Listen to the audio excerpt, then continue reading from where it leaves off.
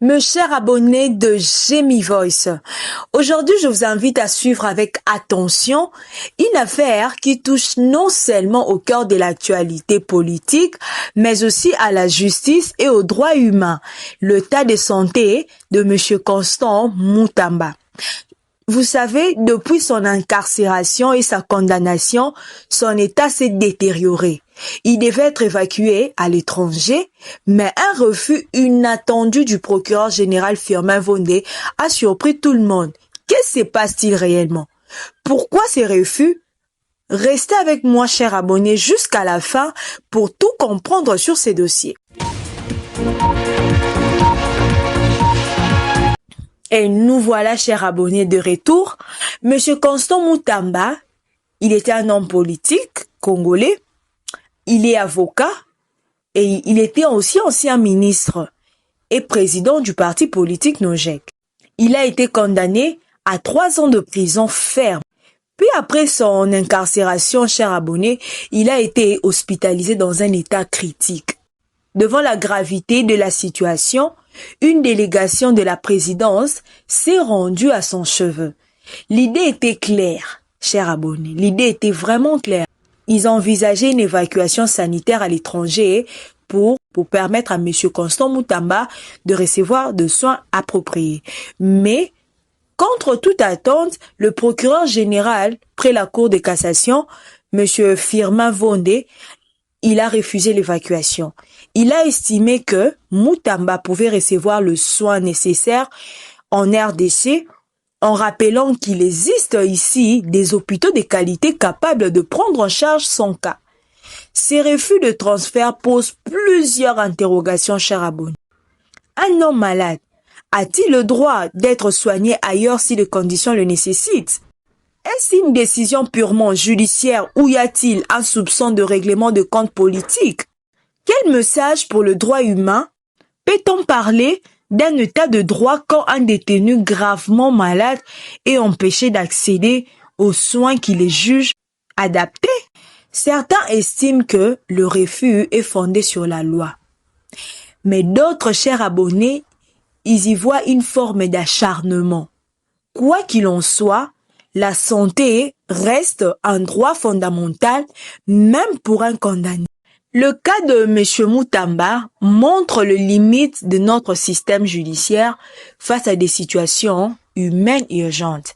Ce n'est pas seulement une affaire d'hommes politiques, c'est une question de justice, chers abonnés, de compassion et de respect de la vie humaine. Si l'on doit appliquer la loi, cela doit se faire sans nier le droit à la santé, sans oublier que tout détenu reste un être humain. À vous la parole, mes abonnés. Et vous, qu'en pensez-vous? Mutamba devait-il être évacué pour se faire soigner à l'étranger? Le procureur a-t-il eu raison de refuser? Dites-le moi en commentaire, je lirai chacun de vos avis avec attention. Et si vous aimez ce genre de contenu, chers abonnés, likez, commentez, abonnez-vous et partagez cette vidéo. Cela ne vous coûte rien du tout, chers abonnés, mais ça m'aide énormément à continuer ce travail d'information. Pour vos spots publicitaires, vos promotions ou vos annonces, écrivez-moi en privé. Je suis là pour mettre votre activité en lumière.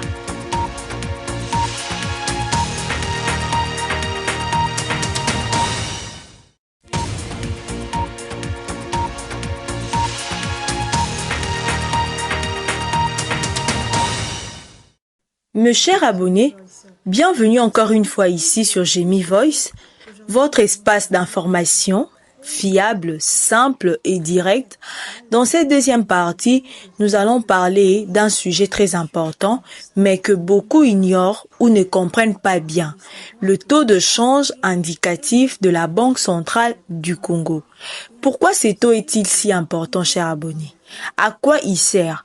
Pourquoi il est parfois différent de celui qu'on voit chez les combistes dans la rue? En tout cas, accrochez-vous, je vous explique tout comme si on était assis autour d'un bon café. C'est quoi le taux de change indicatif? Le taux de change indicatif, cher abonné, c'est le taux que la Banque centrale du Congo publie chaque jour pour fixer la valeur de référence du franc congolais. Face aux devises comme le dollar américain, l'euro et puis tant d'autres, ces taux servent de référence officielle pour les banques, institutions publiques, entreprises et importateurs. Voici le taux officiel du lundi 20 octobre. 1 dollar est à 2164, 1 euro c'est à 2535. Si vous aimez ce genre d'explications simples, abonnez-vous, likez, commentez et surtout partagez la vidéo. Ça ne vous coûte rien, mais ça m'encourage énormément. J'ai mis Voice, la voix qui nous explique le chose simple. Chers abonnés, pourquoi ces taux diffèrent-ils de ceux de la rue? Même si la BCDC donne un taux indicatif dans la rue, les cambistes proposent souvent de taux plus élevés. C'est à cause de plusieurs facteurs. La rareté de la devise étrangère, surtout le dollar, et le manque de confiance en la stabilité du franc congolais, et puis la spéculation sur le marché.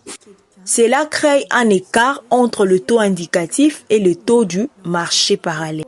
Entre la théorie et la réalité, chers abonnés, le taux de la BCDC est une base de référence nécessaire pour l'économie du pays, mais il reste souvent déconnecté de la réalité du terrain. Tant que l'économie reste fragile et que la circulation du dollar reste plus forte que celle du franc, cet écart va continuer à peser sur le Congolais. Est-ce que vous avez déjà eu des difficultés à changer vos devises à cause de ces différences de taux? Pensez-vous que, chers abonnés, la BCDC devrait fixer ces taux en tenant compte du marché parallèle? Commentez, partagez vos avis, vos expériences. La parole est à vous.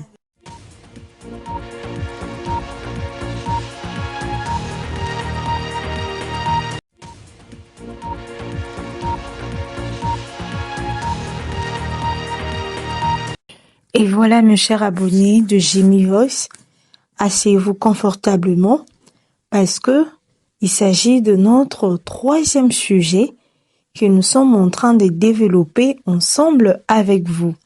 Nous allons maintenant parler d'une affaire qui fait beaucoup de bruit à Kinshasa, en RDC, mais qui dépasse même nos frontières. Il s'agit de l'arrestation d'une femme appelée Honorine Porsche, qui serait impliquée dans le fameux braquage manqué à la Rabobank à la place Victoire. Vous vous souvenez? Nous avons déjà parlé de ça avec vous. Je reviens encore pour vous donner de précisions et quelques nouvelles. Mais ce qui secoue davantage l'opinion, ce n'est pas seulement le braquage, non, c'est surtout les traitements qui étaient réservés à cette femme par les forces de l'ordre. Les conditions de son arrestation et puis la réaction de l'ambassade d'Allemagne, car cette dame serait une ressortissante allemande. Alors, que s'est-il réellement passé? Pourquoi l'Allemagne monte-t-elle au créneau? Qu'est-ce que cela implique pour la République démocratique du Congo? On en parle maintenant.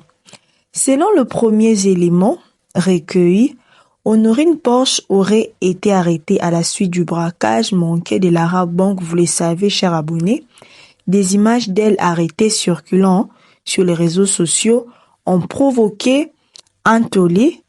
Dans certaines vidéos, on l'aperçoit dans une posture humiliante, ce qui a choqué bon nombre d'observateurs et défenseurs de droits humains. Mais ce qui relance l'affaire, c'est la réaction officielle de l'ambassade d'Allemagne à Kinshasa. Dans un communiqué publié ce lundi, l'ambassade conteste l'arrestation de la ressortissante et rappelle que selon les conventions internationales, une citoyenne allemande ne peut être jugée ou détenue ainsi sans respect des procédures diplomatiques. L'ambassade demande expressément le respect de ce droit, cher abonné, un suivi diplomatique strict de son cas et rejette toute humiliation publique. Ce dossier devient plus complexe, cher abonné, qu'on ne le pensait. D'un côté, nous avons une enquête de sécurité publique ouverte en RDC concernant un braquage avec des suspects arrêtés sur le sol congolais, mais de l'autre, il y a le règle internationale. Lorsqu'un ressortissant étranger est impliqué, surtout d'un pays européen comme l'Allemagne, des protocoles diplomatiques doivent être respectés. La République démocratique du Congo se retrouve donc face à un dilemme délicat. Appliquer la rigueur de la justice nationale tout en respectant les engagements internationaux. Le fait que seule cette femme ait été exposée publiquement soulève aussi des questions de traitement égalitaire et de respect de la dignité humaine. Pourquoi elle seule? Où sont les autres suspects? Cette affaire, chers abonnés, nous interpelle à plusieurs niveaux. Sur la justice, sur le respect des droits humains, sur la gestion médiatique des arrestations, mais aussi sur la place du droit international dans notre système judiciaire. Si la dame est réellement de nationalité allemande, il est évident qu'une coopération diplomatique doit être engagée et que le respect de droits fondamentaux doit primer, quel que soit le crime reproché. Et vous, mes chers abonnés, qu'en pensez-vous? Est-ce que les forces de l'ordre ont exagéré dans la manière d'exposer cette dame? Pensez-vous que l'ambassade d'Allemagne a raison de demander son rapatriement? Est-ce qu'on respecte assez le droit de l'homme dans les arrestations en RDC? Commentez en bas, partagez vos avis avec respect et n'oubliez pas de liker cette vidéo si vous appréciez ce type d'analyse. Restez connecté à Jemmy Voice, votre source d'informations fiable, traitée avec clarté et respect. Si vous avez besoin d'espace publicitaire ou de faire passer un message, contactez-moi en privé. Abonnez-vous, likez, partagez et surtout restons informés en toute lucidité.